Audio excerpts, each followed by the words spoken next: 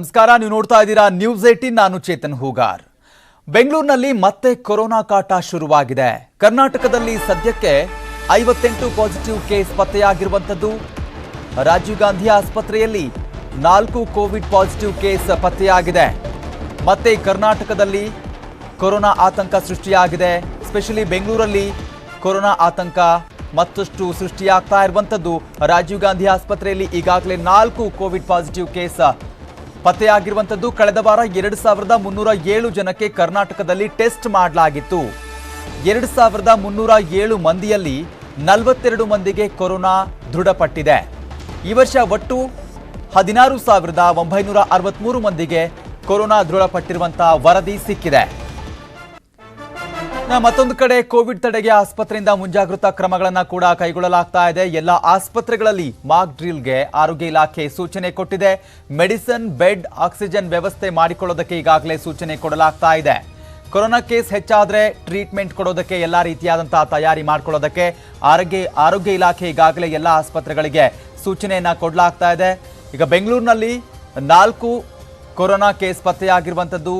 ಮತ್ತೆ ಬೆಂಗಳೂರಿಗೆ ಕೊರೋನಾ ಕಾಟ ಶುರುವಾಯ್ತಾ ಅನ್ನುವಂಥ ಆತಂಕ ಸೃಷ್ಟಿಯಾಗಿದೆ. ಕರ್ನಾಟಕದಲ್ಲಿ ಸದ್ಯಕ್ಕೆ 58 ಪಾಸಿಟಿವ್ ಕೇಸ್ ಪತ್ತೆಯಾಗಿರುವಂತಹ ವರದಿ ಸಿಕ್ಕಿರುವಂತದ್ದು. ಈಗ ಬೆಂಗಳೂರಿನ ರಾಜೀವ್ ಗಾಂಧಿ ಆಸ್ಪತ್ರೆಯಲ್ಲಿ 4 ಜನರಿಗೆ ಕೊರೋನಾ ದೃಢಪಟ್ಟಿದೆ.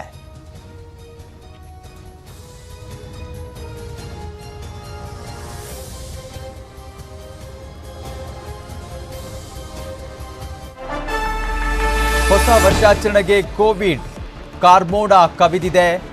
ಕೇರಳದಲ್ಲಿ JN1 ರೂಪಾಂತರಿ ಆತಂಕ ಹೆಚ್ಚಾಗಿದೆ. ಇನ್ನೇನು ಕೆಲ ದಿನಗಳು ಬಾಕಿ ಇದೆ ಹೊಸ ವರ್ಷಾಚರಣೆಗೆ.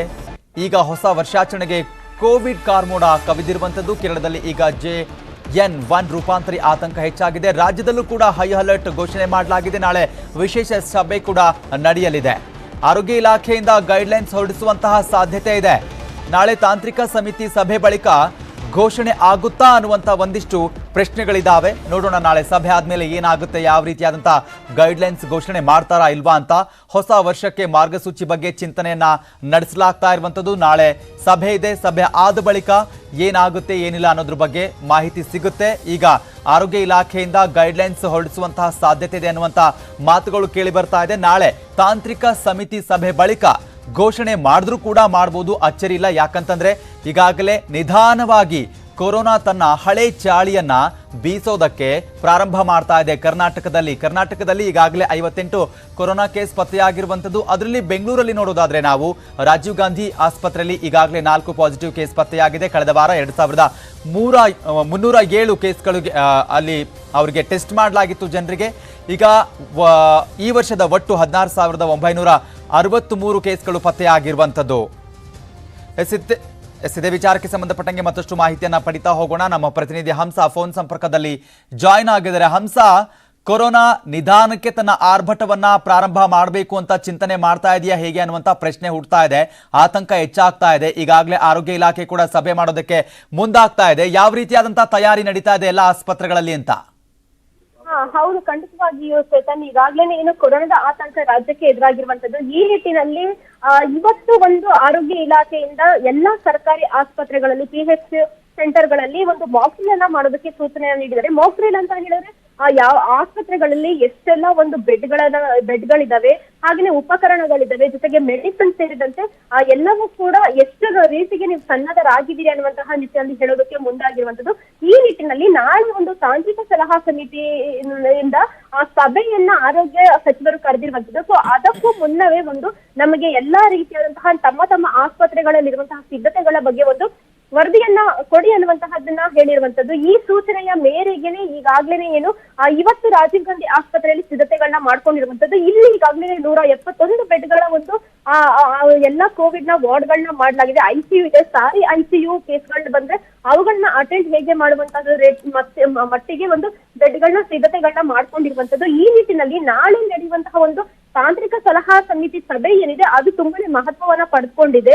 ಯಾಕಂತ ಹೇಳಿದ್ರೆ ನ್ಯೂ ಇಯರ್ ಕೂಡ ಹತ್ರ ಬರ್ತಿದೆ. ಸೊ ಈ ನಿಟ್ಟಿನಲ್ಲಿ ಜನರಿಗೆ ಇದರ ಒಂದು ಸ್ಪ್ರೆಡಿಂಗ್ ನ ಒಂದು ರೇಟಿಂಗ್ ನ ಈಗಾಗಲೇ ನೋಡೋದಾದ್ರೆ ಹೆಚ್ಚಾಗಿದೆ, ಆದ್ರೆ ಇದರ ತೀವ್ರತೆ ಕಡಿಮೆ ಇದೆ. ಈ ಈ ನಿಟ್ಟಿನಲ್ಲಿ ಸ್ಪ್ರೆಡಿಂಗ್ ನ ಒಂದು ಪಾಸಿಟಿವಿಟಿ ಜಾಸ್ತಿ ಇರೋದ್ರಿಂದ ಒಂದಷ್ಟು ರೂಲ್ಸ್ ಗಳನ್ನ ತಂದ್ರೆ ಏನೆಲ್ಲ ಒಂದು ಇದನ್ನ ತಡಿಬಹುದು ಅನ್ನುವಂತಹ ನಿಟ್ಟಿನಲ್ಲಿ ನಾಳೆ ಸಭೆ ನಡೆಸಿರುವಂತದ್ದು. ಹೀಗಾಗಿ ಇವತ್ತು ಎಲ್ಲಾ ಆಸ್ಪತ್ರೆಗಳಿಂದಲೂ ಕೂಡ ಆಯಾ ಆಸ್ಪತ್ರೆ ನಿರ್ದೇಶಕರು ತಮ್ಮ ಆಸ್ಪತ್ರೆಗಳಲ್ಲಿ ಮಾಕ್ ಡ್ರಿಲ್ ಅನ್ನ ಮಾಡಿ ಅವರು ಈ ಒಂದು ವರದಿಯನ್ನ ಕೊಡೋದಕ್ಕೆ ಇವತ್ತು ಸಂಜೆ ಒಳಗಡೆ ತಾಂತ್ರಿಕ ಸಲಹಾ ಸಮಿತಿ ಅಂದ್ರೆ ಆರೋಗ್ಯ ಇಲಾಖೆಗೆ ವರದಿಯನ್ನ ಸಲ್ಲಿಸಲಿದ್ದಾರೆ. ಚೇತನ್, ಓಕೆ, ಥ್ಯಾಂಕ್ ಯು ಹಂಸ ನಿಮ್ಮೆಲ್ಲ ಡೀಟೇಲ್ಸ್ಗಾಗಿ. ಈಗಾಗಲೇ ನಾಳೆ ತಾಂತ್ರಿಕ ಸಭೆ ನಡೆಯುತ್ತೆ, ತಾಂತ್ರಿಕ ಸಲಹಾ ಸಮಿತಿ ಸಭೆ ನಡೆಯುತ್ತೆ. ಸಭೆ ಆದ ಬಳಿಕ ಒಂದಿಷ್ಟು ಗೈಡ್ಲೈನ್ಸ್ ಅನ್ನ ಹೊರಡಿಸುವಂತಹ ಸಾಧ್ಯತೆ ಇದೆ. ಆಗಲೇ ಹೇಳಿದಾಗಲೇ ಬೆಂಗಳೂರಿನ ರಾಜೀವ್ ಗಾಂಧಿ ಆಸ್ಪತ್ರೆಯಲ್ಲಿ ಈಗ 4 ಕೇಸ್ ಪತ್ತೆಯಾಗಿರುವಂಥದ್ದು. ಕಳೆದ ವಾರ 2307 ಜನಕ್ಕೆ ಕರ್ನಾಟಕದಲ್ಲಿ ಟೆಸ್ಟ್ ಮಾಡಲಾಗಿತ್ತು. ಕೊರೋನಾ ಟೆಸ್ಟ್ ಆದ 2307 ಮಂದಿಯಲ್ಲಿ 42 ಮಂದಿಗೆ ಈಗ ಕೊರೋನಾ ದೃಢಪಟ್ಟಿದೆ. ಈ ವರ್ಷ ಒಟ್ಟು 16,963 ಕೇಸ್ಗಳು ಈಗ ಪತ್ತೆಯಾಗಿರುವಂಥದ್ದು. ಕರ್ನಾಟಕದಲ್ಲಿ ಸದ್ಯಕ್ಕೆ 58 ಜನರಿಗೆ ಈಗ ದೃಢಪಟ್ಟಿರುವಂಥದ್ದು. ಕಳೆದ ವಾರಕ್ಕೆ ಹೋಲಿಸಿದ್ರೆ ಕಳೆದ ವಾರ ಜನರಿಗೆ ಏನು ಟೆಸ್ಟ್ ಮಾಡಲಾಗಿತ್ತಲ್ಲ ಕರ್ನಾಟಕದಲ್ಲಿ ಎಲ್ಲ ಜಿಲ್ಲೆಗಳಲ್ಲೂ, ಅದರಲ್ಲಿ ಎಲ್ಲ ಕಂಪ್ಲೀಟ್ ಆಗಿ ನೋಡೋದಾದ್ರೆ ಈಗ 42 ಕೇಸ್ಗಳು ಪತ್ತೆಯಾಗಿರುವಂಥದ್ದು. ಈಗ ಬೆಂಗಳೂರಲ್ಲಿ 4 ಜನರಿಗೆ ದೃಢ ಆಗಿರುವಂಥ ಮಾಹಿತಿ ಸಿಗ್ತಾ ಇದೆ. ಈ ಒಂದು ವಿಚಾರವನ್ನು ಇಟ್ಕೊಂಡು ಈಗ ಆರೋಗ್ಯ ಇಲಾಖೆ ಎಚ್ಚೆತ್ತುಕೊಳ್ತಾ ಇದೆ. ಮುಂಜಾಗ್ರತಾ ಕ್ರಮವಾಗಿ ಒಂದಿಷ್ಟು ಗೈಡ್ಲೈನ್ಸ್ ಅನ್ನು ಹೊರಡಿಸುವಂತ ಸಾಧ್ಯತೆ ಕೂಡ ಇದೆ. ಗರ್ಭಿಣಿ